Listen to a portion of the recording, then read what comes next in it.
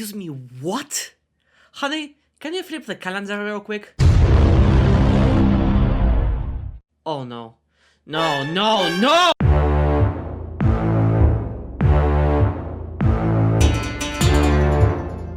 Beholder 1 was released in 2016 as an independent project where you play as a building manager in a very over-the-top totalitarian society, which is an obvious caricature of the main source of memes on the internet. I'm of course talking about the US.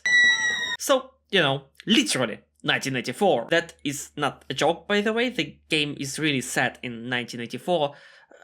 Come on guys, how 12 can you be? The world obviously taking inspiration from such classic books as The Brave New World, 232 Celsius, The Metin's We, and of course everyone's favorite book that no one actually read, 1984. You invite your tenants to live in this eco-friendly safe space type of environment and then report them to the pronouns police. I'm sorry sir, but you're simply too toxic for a... Wait, how the fuck do you even pronounce it? Zer.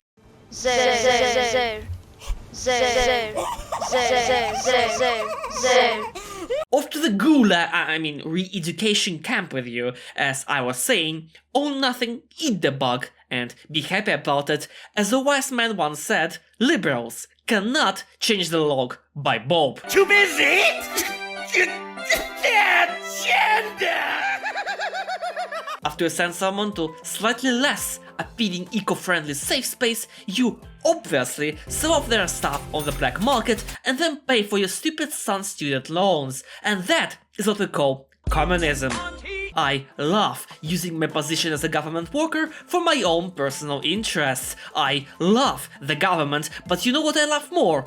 Taxes. In this game, you get taxed for everything and you better pay up, or you and your whole family will be sent to a certain private school where you will probably work as a content creator. So as a true anarcho-capitalist, I say fuck the taxes, they are a scam. I will never let the corrupt government exploit me ever again, but the gigantic corporations can go in raw. Okay, that was, what, 3 minutes?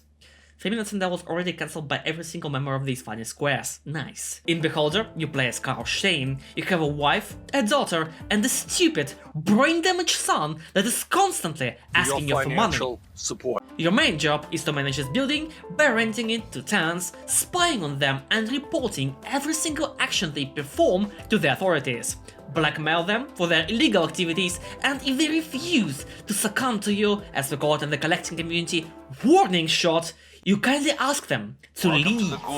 Some characters will give you quests, some of them are just for your own profit, but some are necessary for getting that good ending, which you will Google the second you get a game over screen. Which is a very easy thing to do in this game, as the game is not very forgiving. Your wife is dying, your daughter is dying, but faster. Your son is asking you for money again, or he is expelled. You have no money. You have 300 unpaid bills and a propaganda machine deafening you IRL. You are fucked. And that is when you realize that playing this game is not easy. You have to make hard choices, sometimes ruining the lives of others that may or may not backfire in the future. Most of the times, the goody-two-shoes option is not the right one if you want to help your family. You have to screw people over to win, and I love it.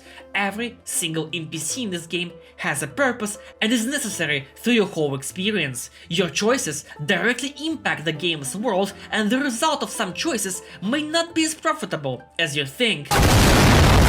And after you fail to acquire the money and your daughter dies and you quit the game, you will come back for that awesome art style and sound design. The music is top notch, but the sound design is even more on point. People whispering through walls, sound of topside echoing through your basement, it's all really atmospheric and really makes you engaged with the game and its characters.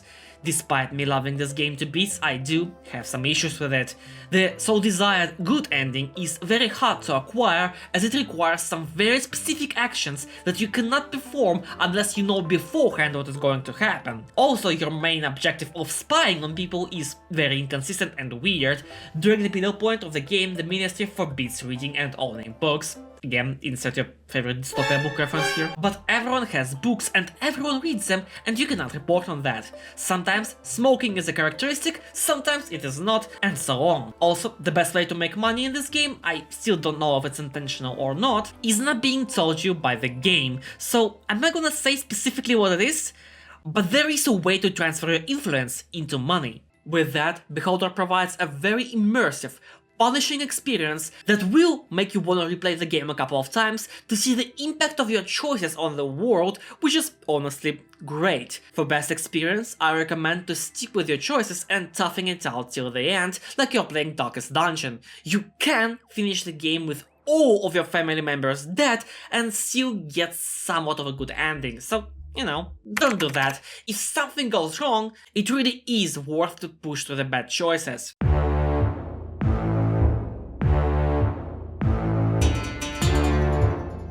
Beholder 2 is very weird. First thing you're going to notice is that it's 3D but in 2D space, similar to Darkest Dungeon 2. You're playing as Evan Redgrave, a son of one of the most powerful men in the country, that mysteriously died. A similar story happened to a young man in the Pacific Northwest about 20 years ago. Your job is to climb the ranks of the ministry, arrest corrupt politicians, and uncover the mysteries of your father's death, while also learning the true nature of the ministry itself. There is no family to look after this time, although you are married with kids, they just never appear on the screen. You can clearly tell that the game was very ambitious, starting from the perspective change to the actual gameplay loop, as here on every floor you climb there will be a new minigame. And let's go step by step. The first floor is the best part of the game by far. The characters are believable and fun to talk to, plus you get a lot of different approaches to your main quest and to the side quest. You can even cheat on your wife with a co-worker and get AIDS. The possibilities are truly limitless. What I really like about the game is that the bad outcome is always right in front of you. It is very easy to get rid of the colleagues with you accidentally putting something inside their desk at work and then accidentally stumbling upon it, thus convincing them to leave the workplace in a very loving and caring way. And sometimes this happy little accident is the only right option, as some of your colleagues are complete and utter jerks. My assessment? Umgak. But there are optional quests that you can do that grant you some rewards like money or certain skills, and completing them will also make you feel good about yourself, as if you just received a Reddit gold for your reposted gotcha meme. The game is way less punishing, but can still fuck you up if given the chance. A minigame on this floor is processing forms, and it is very fun. You'll sit here listening to people come and go, usually complaining about something funny, and then you point them into the right ministry with the right form and an available office room. It is very relaxing and also enjoyable, not as complicated as Papers, Please, but still pretty fun. Again, the atmosphere here is very dense. You really do feel like a cog in a sawdust machine, and with a lot of ways to tackle objectives, it feels amazing to play this part of the game. But as soon as you get promoted, the game starts to fall apart rapidly. The next floor is where we find out what happens with those who don't pay their tele license. If I chop you up in a meat grinder? I don't know why, but this is where the atmosphere kinda broke for me. I can see people getting publicly executed for violating the law, but here I have to believe that each month or so they just dump people in the meat grinder for not meeting the quota, just like in that other game. The characters here are still mostly alright, but really lack depth in my opinion. The minigame though is still somewhat enjoyable, with you processing the forms you and your colleagues took at the previous floor. What is extra cool is that this game is tightly connected with the first game, and it seems like the canon ending of Beholder 1 is Carl losing his family but becoming the golden example of a human being, thus he's being cloned to work instead of people you put out of their respectful workplaces with various methods. The way you play this game is you check the laws of the day and process the forms accordingly. Additionally, you can just say fuck it, do this, and still somehow get paid. The sad thing is, you have to play this minigame a lot, as during this time the game asks you for unreasonable amount of monies, and quests don't really pay that well. Yet. What is also kinda underwhelming is that if you move higher on the career ladder, the previous floor becomes obsolete. You would think that if you save some colleagues, you would be rewarded with the ability to ask them for help, but sadly, no. And if you thought that this was a bit weak, the next floor takes it to a whole other level. The minigame where you make these clones is the most boring of the bunch. You have to make the clones for various professions, each requiring certain amounts of stats. The closer these stats are to the requirements, the better the payout. But your presets for these stats are randomized and usually never the ones you want. Plus, it just takes so long to process even one clone. This sucks! And even the game knows it sucks, because for doing a single quest, you'll get a tremendous amount of monies, meaning working is practically pointless. I think this was the point where developers either got tired or the budget money started falling short, as not only is the minigame here a chore to play,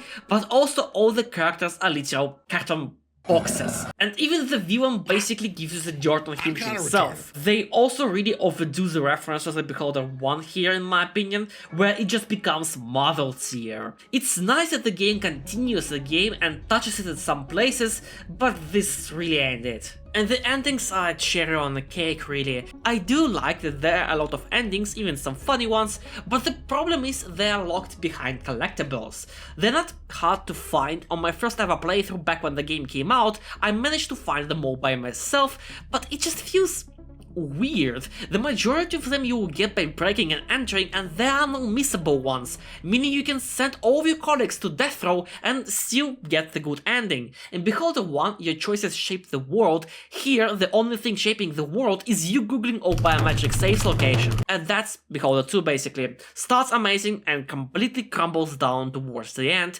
with boring mechanics, David Cage tier plot twists, and the most cheesy message of totalitarian government, le bad. Finish the game yourself and you will feel that Mars done dripping from your screen. Cheese.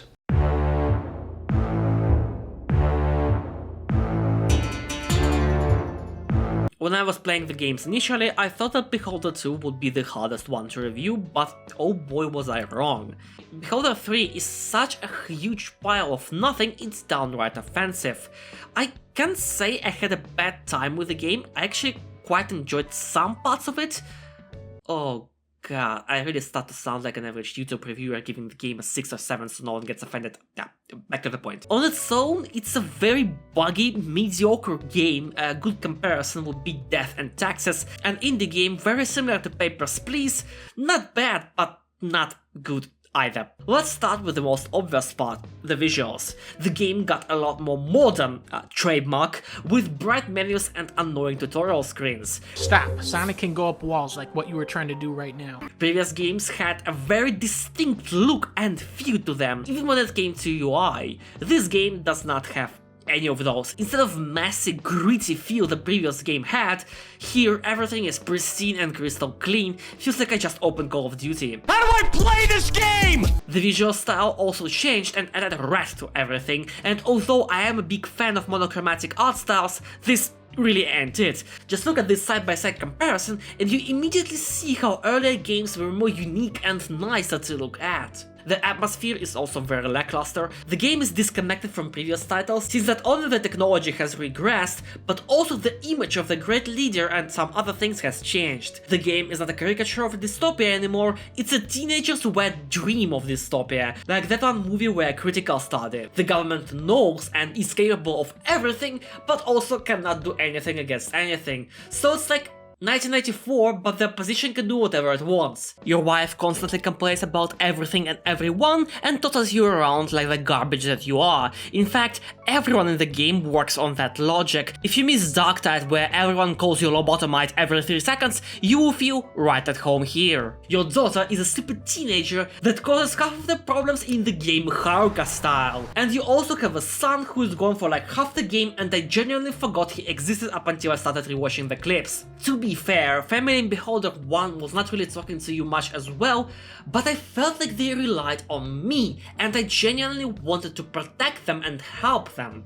In this game, I feel nothing towards the family, since I cannot impact their decisions or future in any way whatsoever. In fact, anything in the game works from that exact formula. Your actions mean nothing and your character means nothing. Not only does your family hate you for no reason, there is nothing you can do to change that. In Beholder 1, your decisions shaped the world. In Beholder 2, you had tons of ways to approach objectives. Here, you have none of those. You have quests, you fail those, game over, you start from the last save. If you load the save, your game has 50% chance of breaking itself, so you'll have to restart it. Also, sometimes your items may randomly disappear, soft locking you in starting over. Not to mention that the quests are very linear, to the point of not being able to select which enemy you want to take down. I forgot to mention that, but in this game you can actually travel by train, which drops your FPS to single digits in the process, but thus you arrive in the ministry. Nothing changes about that since it's the same gameplay, but with less content, due to the amount of people working in the said ministry. I'm not gonna lie, it feels cool to see the entire ministry alive, like in an anthill, but 80% of these people are just nobodies that have no interaction with the player. You would think that this would be the place of intrigue and conspiracy, but it is not. On every floor, there's a preset guy you need to take down when you are told to do so. Nothing creative will be required of you, since your target always has contraband on him. The game also suffers from the illusion of choice, similar to those garbage Telltale games. Am I glad that studio bankrupted? Holy. You do have decisions sometimes, but I genuinely only found 2 that impacted the game in any way. That is, the 2 final decisions, just like in any AAA game ever. Choose bad ending or choose good ending. I wonder what shall I pick? Basically, in the ministry, there are people that stand for the reforms and those who stand against the reforms. And even if you help one side for the whole game, you can still switch sides last minute. My fucking god, who makes this shit? Oh right, these are not even the same people. I truly wonder why this game's so fucking terrible. But why did I say that I enjoyed it? Because the core gameplay loop is still fine. Being a sneaky red bastard that spies on everyone is very enjoyable, but when you realize that this is a sequel to these 2 games, you really just become sad and angry. I strongly suggest you buy the first game. If you like it, play the second one. It's still pretty decent despite its cheesiness, and I strongly suggest to never even look in the direction of the abomination that is called Beholder 3. But before this video ends, I just wanna say that my mom took my 3DS away and I am literally living in George Orwell's 1984.